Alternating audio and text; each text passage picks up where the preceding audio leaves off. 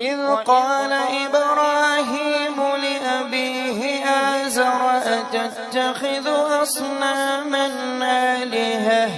إني أراك وقومك في ضلال مبين وكذلك نري إبراهيم ملكوت السماوات والأرض وليكون من الموقنين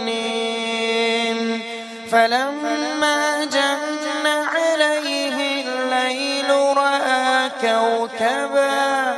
قال هذا ربي فلما أفل قال لا أحب الآفلين